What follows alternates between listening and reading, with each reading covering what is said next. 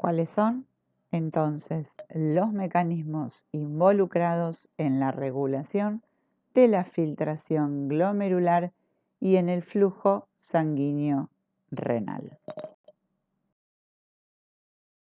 Entonces, a dividirlos en dos grupos: mecanismos intrínsecos y mecanismos extrínsecos. En los mecanismos intrínsecos tenemos la llamada autorregulación renal, la cual está involucrando a una respuesta miogénica y a un mecanismo de retroalimentación túbulo-glomerular. Esto ya lo has visto en hemodinamia. De hecho, hay una fórmula del caudal que era el cociente entre la diferencia de presión y esa resistencia, que ahora la vamos a aplicar acá también. Por el otro lado, dijimos que había mecanismos extrínsecos. Uno, la regulación nerviosa. Hay un juego de activación simpática. Segundo, hay un manejo en la regulación hormonal. Sistema renina, angiotensina, aldosterona. Entonces, en cuanto a la relación de tu presión arterial y la autorregulación, existe el primer fenómeno que uno lo tiene que determinar como la autorregulación. Entonces, la tasa del flujo sanguíneo que iba a ingresar a los riñones siempre trata de mantenerse relativamente constante, a pesar de todos los cambios que van a ocurrir en esa PAM, en esa tensión arterial menos. Por lo menos esto ocurre mientras que vos tenías un rango que iba, si te acordás, entre 80 y 180 milímetros de mercurio. ¿Qué pasa entonces? ¿Qué pasa si yo aumento en relación a la fórmula mía del caudal, que te decía, mira que el caudal es igual a la diferencia de presión sobre la resistencia? ¿Qué pasa si yo ahora te digo que te aumento ese gradiente de presión, ya que al estar en el numerador, vos me podés decir, Betina, el estar un término en el numerador significa que va a ser directamente proporcional? Esto, si vos lo querés traducir al riñón, pensá lo siguiente. Según tu fórmula, como la diferencia de presión está en el numerador, y yo te digo, ¿sabes que te aumento un 40, un 50% la diferencia de presión? ¿Qué significa?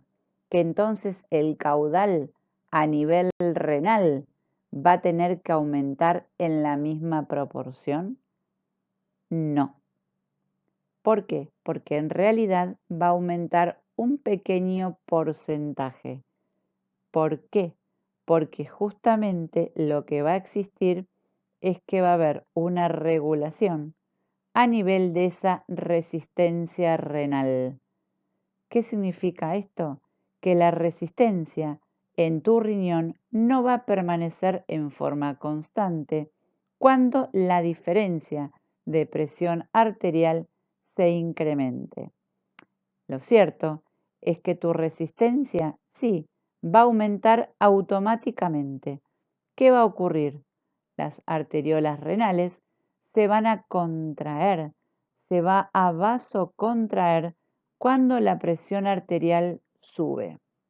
Entonces, tu flujo sanguíneo va a tratar de permanecer relativamente constante sin grandes cambios. Por eso, cuando vos aumentás una gran diferencia de presión, no esperes un aumento tan proporcional, tan directamente proporcional a esa diferencia de presión expresada en un aumento del caudal. ¿Qué significa entonces todo esto? Que vamos a tener que tener dos situaciones para regular: tu tasa de filtrado glomerular y tu flujo sanguíneo renal. Los dos van a tener que tener una autorregulación. De hecho, esta misma va a ocurrir sobre la arteriola aferente. En función de esto se va a centrar el mecanismo de autorregulación a nivel de la resistencia vascular.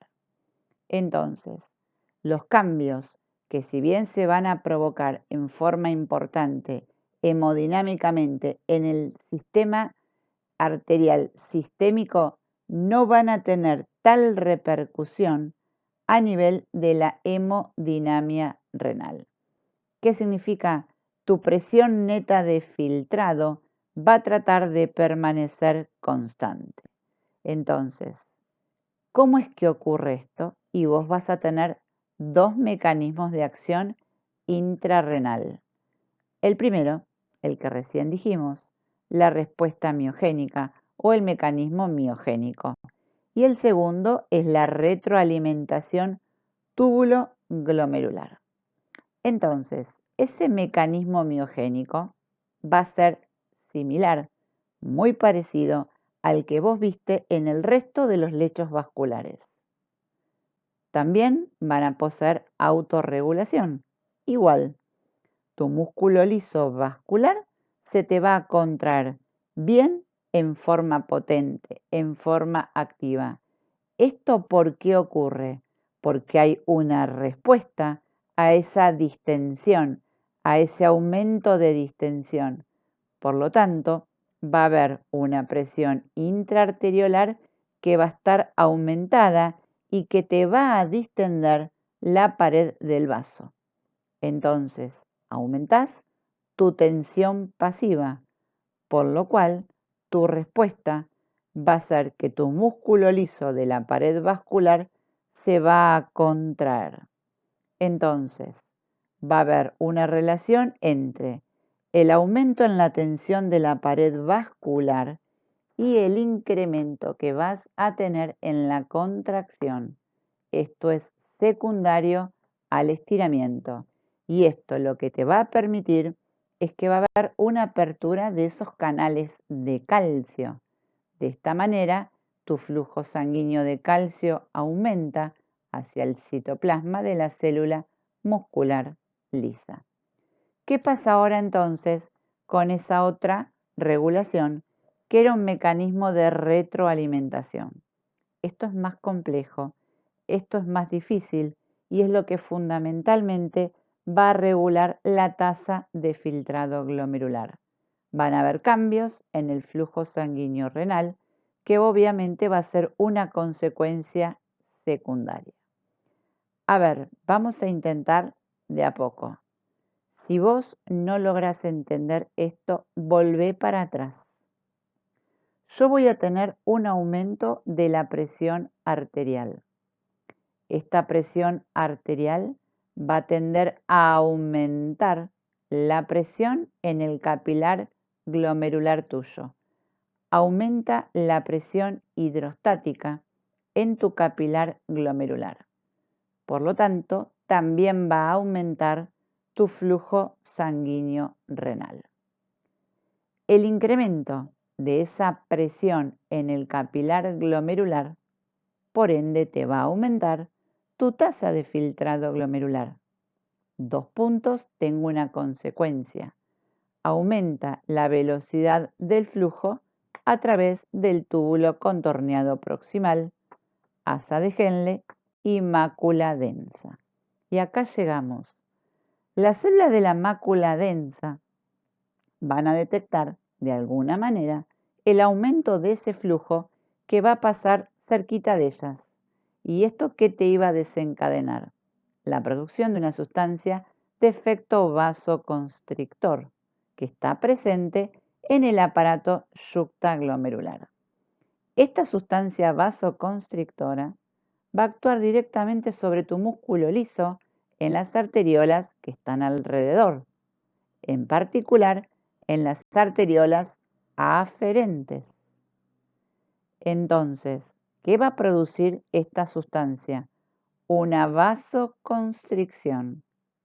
Consecuencia, aumenta la resistencia en la arteriola aferente y te va a provocar una disminución en la presión hidrostática de tu capilar glomerular. 2 puntos. ¿Esto a qué te va a llevar ahora? A que vos desciendas la tasa de filtrado glomerular. Por lo tanto, también va a caer el flujo sanguíneo renal. Entonces, ¿qué haces? Frenás, contrarrestás, intentás balancear los aumentos producidos secundarios a la elevación de la presión arterial sobre la arteria renal, producto de una transmisión de la presión arterial sistémica.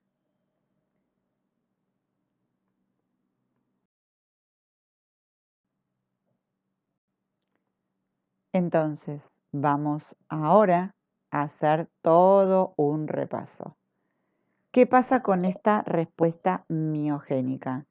Si yo te aumento la presión arterial, te dije que también te iba a aumentar el flujo sanguíneo renal, y esto era consecuencia del estiramiento de la pared del vaso y por ende finalizábamos con la contracción de la musculatura lisa en tu arteriola aferente. Es sobre donde va a estar el mecanismo de autorregulación, en tu arteriola aferente. Entonces, un aumento de tu presión arterial incrementa el tono arteriolar aferente, previene que la elevación de tu presión arterial sistémica la transmitas al glomérulo. ¿Qué significa esto? ¿Qué consecuencia me va a dar? Que mi presión del capilar glomerular y mi volumen de filtrado glomerular permanezcan casi estables sin cambios significativos. Ahora, ¿qué es lo que pasaba? La disminución de la presión arterial va a provocar una dilatación en esa arteriola aferente, provoca una disminución en esa resistencia vascular, entonces vos evitas la caída de la presión hidrostática en el capilar glomerular. Con esto, ¿qué podemos hacer? ¿Qué deducción podemos hacer? 3 cosas. La autorregulación no es perfecta. Tu flujo sanguíneo renal y tu tasa de filtrado glomerular van a cambiar. Discretamente van a cambiar, aun cuando vos tengas cambios severos o importantes en esa presión arterial. Obviamente, siempre estando hablando dentro del rango de la acción de los vasoreceptores. Segundo, la autorregulación está en realidad ausente en presiones arteriales que están por debajo de ese rango de acción de los vasoreceptores. Entonces, por debajo de una presión arterial diastólica de 70, vos en realidad no vas a poder suavizar, no vas a poder mediar cambios tanto en la tasa de filtrado glomerular como en lo que sería el flujo sanguíneo renal. Tercero, a pesar de que tu autorregulación, ya sea que vos focalizás en tu tasa de filtrado glomerular o en tu flujo sanguíneo renal, pueden ser alterados y uno dice, ¿cómo? Yo recién te hablé en un mecanismo de acción extrínseca y esto extrínseco era sistema nervioso, manejo simpático mimético y por el otro lado el componente neurohumoral o neurohormonal que era el sistema renina-angiotensina-aldosterona. Esto mismo que estamos viendo acá, vos ya lo viste en hemodinamia. Por eso yo en su momento te dije, mirá muy bien hemodinamia, entendé muy bien hemodinamia, porque después renal va a tener muchísimas cosas. No te olvides que el riñón maneja un 20 a un 25% del gasto cardíaco. Si vos te acordás cuando yo te dije, riñón, cerebro, intestino y corazón se autoprotegen, Bueno, esta es la autorregulación que tiene el riñón.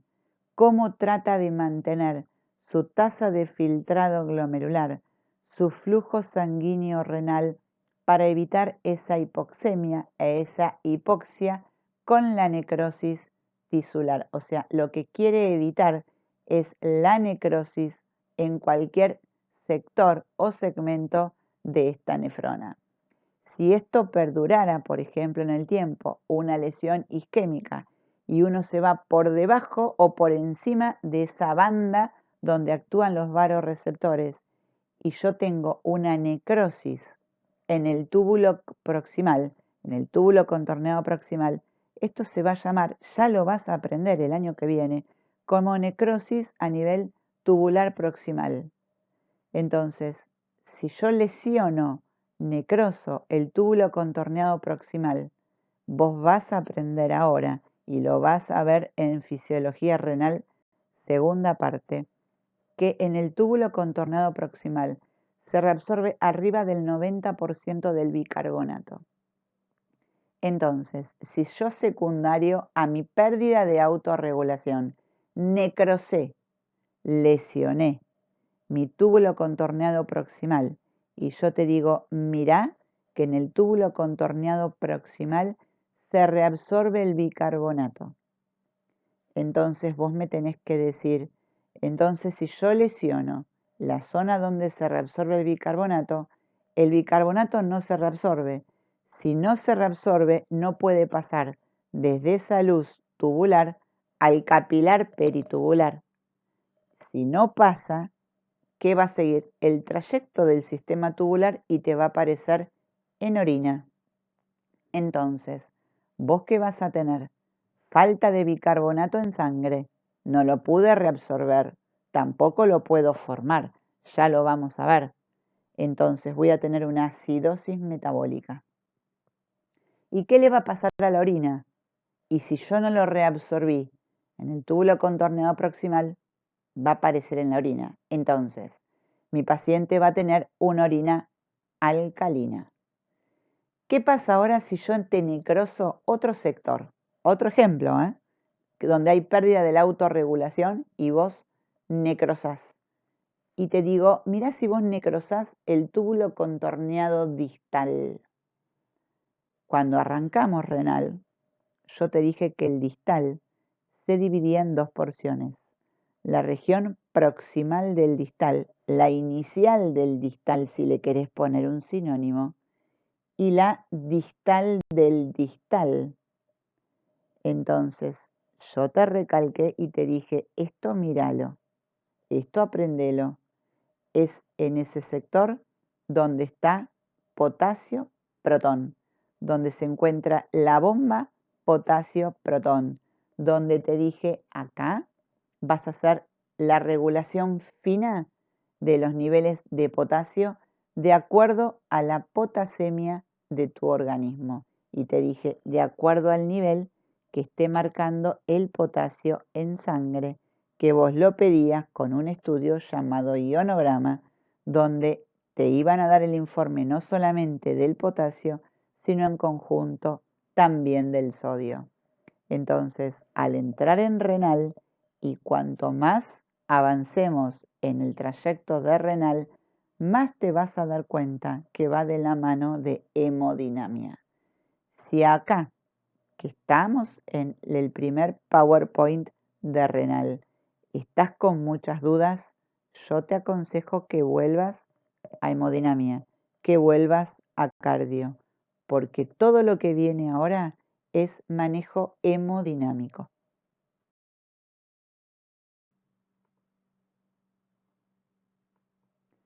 Entonces, autorregulación renal, feedback túbulo-glomerular.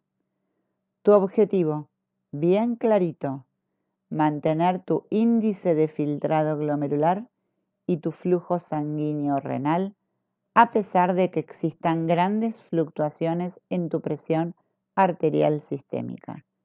La importancia es mantener la eficiencia de tu función renal. Y esto volvemos otra vez a la primera diapositiva de renal. ¿Cuál era parte de la función renal? Excretar esos productos de desecho metabólico y reabsorber las sustancias necesarias para el organismo. ¿Para qué? Para tratar de mantener esa homeostasis, ese equilibrio y esa estabilidad en tu medio interno.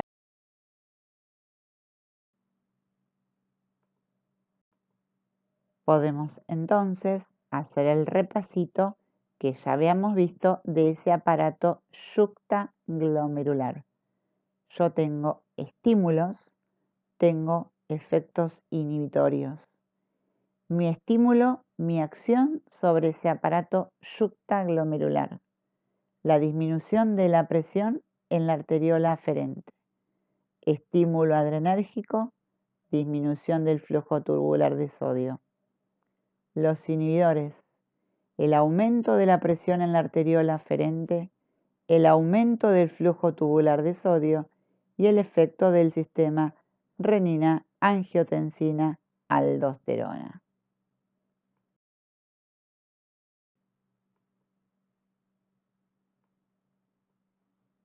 Entonces, entendiendo todo lo que vimos hasta ahora, el mecanismo de retroalimentación, fíjate cómo va a tratar de regular tu filtrado glomerular. Si yo tengo un aumento de mi filtración glomerular, va a implicar que me va a aumentar el flujo a través de mi sistema tubular. Este flujo va a pasar por la mácula densa, va a censar mayor concentración de sodio. Automáticamente ocurre una señal parácrina, un efecto vasoconstrictor de la mácula densa a esa arteriola aferente. Tu arteriola aferente se contrae, por lo tanto va a aumentar la resistencia en dicha arteriola aferente. Va a provocar esto una disminución de la presión hidrostática a nivel glomerular y tu consecuencia ahora de todos estos fenómenos es la disminución de esa filtración glomerular.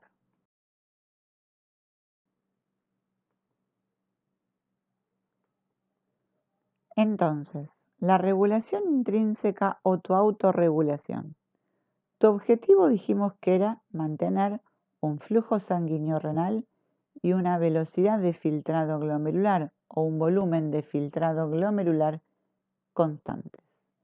Por un mecanismo miogénico, si vos aumentabas esa presión arterial, ibas a tener una vasoconstricción, entonces iba a haber un aumento en la resistencia de tu arteriola aferente. Por el contrario, si disminuías la presión arterial, llevábamos a una vasodilatación con la disminución de la resistencia a nivel de la arteriola aferente. Segundo, el mecanismo de retroalimentación túbulo-glomerular implica aparato yuxtaglomerular, acción de la mácula densa y de las células yuxtaglomerulares. Frente a un aumento de la presión arterial, vos tenías un aumento de ese volumen de filtrado glomerular. Esto va a implicar una disminución en la reabsorción del cloruro de sodio, llevaba a un aumento en la concentración del cloruro de sodio que implicaría un aumento de la osmolaridad. Esto es captado a nivel de la mácula densa con un aumento en la concentración del cloruro de sodio. Efecto posterior, vasoconstricción en la arteriola aferente, entonces aumenta la resistencia a dicho nivel. ¿Qué va a ocurrir luego? Va a haber una disminución del efecto de las prostaglandinas por efecto vasodilatador, va a haber una disminución de la renina del sistema de las células yuxtaglomerulares y va a haber una disminución en la vasoconstricción eferente. Todo esto va a llevar mecanismo de acción negativa sobre el eje anterior. Por el otro lado, esa vasoconstricción que ocurría en la arteriola aferente con el aumento de la resistencia iba a implicar un descenso del flujo sanguíneo que también va a tener un efecto de acción ahora negativa sobre el inicio del volumen del filtrado glomerular. Ahora al revés, si yo te bajaba la presión arterial, bajaba el volumen del filtrado glomerular. Iba un aumento en la reabsorción del cloruro de sodio, una disminución se censaba en la concentración de cloruro de sodio por parte de la mácula densa e iba a haber una vasodilatación de la arteriola aferente con una disminución de la resistencia. Esto, por otro lado, iba a implicar aumentos en las prostaglandinas de efecto vasodilatador. Ahora, el efecto que iba a provocar esta mácula densa, ese cloruro de sodio, con su vasodilatación en la arteriola aferente, iba a permitir un aumento del flujo sanguíneo, el cual iba a tener un efecto de acción inhibitoria o negativa sobre ese descenso del volumen de filtrado glomerular. Por el otro lado, el aumento de las prostaglandinas de efecto vasodilatador iban a provocar un aumento de la renina en las células yuctaglomerulares. Se activaba renina-angiotensina 2, aldosterona, efecto en el aumento vasoconstrictor eferente. Entonces, efecto de acción negativo sobre el volumen de filtrado glomerular. No confundir efecto vasoconstrictor, término aferente, y acá te estoy poniendo eferente. Acá también te estoy poniendo eferente. Esto es el mecanismo de retroalimentación túbulo glomerular. No es el miogénico. El miogénico ocurre sobre la arteriola aferente. El de retroalimentación túbulo-glomerular, efecto vasoconstrictor sobre la eferente. Cuidado con confundirse.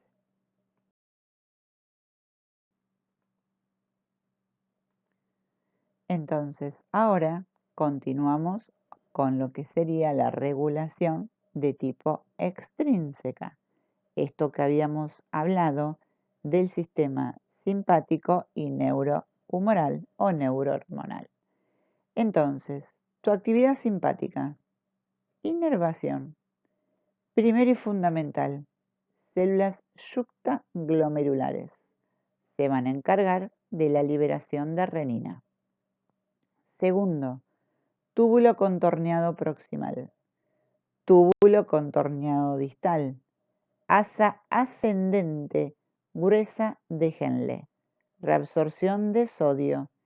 Y por último, arterias y arteriolas, efecto vasoconstrictor. Entonces, si la activación o la actividad simpática es leve, no te va a cambiar el índice de filtrado glomerular ni el flujo sanguíneo renal. ¿Por qué? Porque predomina el mecanismo de autorregulación. Autorregulación arteriola aferente. Si por el contrario el efecto simpático es intenso, va a haber una vasoconstricción de la arteria renal, de sus arteriolas, y ahí sí va a disminuir el índice de filtrado glomerular, tu flujo sanguíneo renal y por lo tanto va a disminuir la filtración, los mecanismos de formación de orina que te van a llevar a una disminución del ritmo diurético, o sea, a una disminución de la diuresis. ¿Cuál es entonces el efecto de la presión arterial en la diuresis? Cambios importantes en la presión arterial fuera de ese rango de la autorregulación renal sí te van a modificar el índice de filtrado glomerular, aparte de la concentración y el ritmo diurético. Presión arterial por debajo de 50 milímetros de mercurio, cae el índice de filtrado glomerular y yo tengo lo que se llama oligoanuria. Presión arterial sistémica, sistólica, por encima de 160, aumenta el índice de filtrado glomerular y no aumenta la reabsorción tubular. Entonces, lo que yo voy a tener es un aumento del ritmo diurético. Presión arterial mayor a 200, la diuresis aumenta entre 7 a 8 veces. Tiene que quedar algo en claro. Mientras que yo esté dentro del rango de la autorregulación miogénica, voy a actuar sobre la arteriola aferente. Entonces, van a encontrar en la literatura que estamos hablando 80, 160, 60, 160. Si uno está dentro de ese rango de efecto de vasoreceptor, va a predominar la autorregulación. El riñón, al igual que el intestino, cerebro y corazón, dijimos que se protegían. Pero si yo estoy muy por debajo o muy por encima de esa presión arterial sistémica, ya va a pesar la regulación del sistema nervioso simpático y va a pesar la regulación del sistema renina, angiotensina, aldosterona.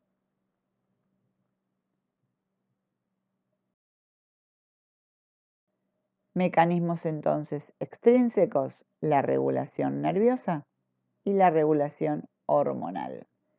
Acción, sistema simpático. Vasoconstrictor sobre la arteriola aferente.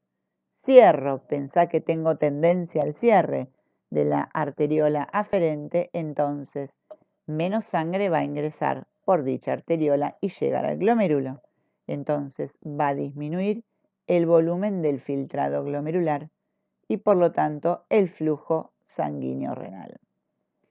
Fíjate ejemplos de sustancias vasoconstrictoras y de vasodilatadoras. Adrenalina, noradrenalina, angiotensina, endotelina, tromboxano, estas te tienen que ser también familiares. Vasodilatadores, acetilcolina, óxido nítrico, dopamina en dosis vasodilatador, prostaglandinas E, prostaglandina I y bradiquinina o bradicinina. ¿Cómo voy a estudiar mi función renal? Bueno, esto es toda una clase, es todo un tema, es todo un capítulo del Husserl. Para resumirlo, tu flujo sanguíneo renal, tu FSR, son 1200 mililitros por minuto. Tu flujo plasmático renal son 650 mililitros por minuto. Tu volumen o tu tasa de filtrado glomerular, BFG, son 125 mililitros por minuto. Tu fracción de filtrado, que era la relación entre el volumen de filtrado glomerular y el flujo sanguíneo renal, eran 20%. Esto que habíamos hablado, que el riñón manejaba entre un 20 a un 25% del gasto cardíaco. Y por último, ese coeficiente de filtración, KF, que era 12.5 mililitros minuto por milímetro de mercurio. Las pruebas se van a hablar en un término. Ya lo vamos a ver qué significa depuración o clearance. Depende de lo que yo vaya a evaluar o quiera evaluar, voy a tener clearance de creatinina, clearance de paraminipurato, clearance modificados, adaptados. Entonces, ¿qué es el clearance? Es el volumen de plasma del cual se depura una sustancia. Esto siempre medido en la unidad de tiempo. Entonces, traducción es la capacidad que tiene el riñón de poder eliminar o depurar una sustancia que está en el plasma sanguíneo.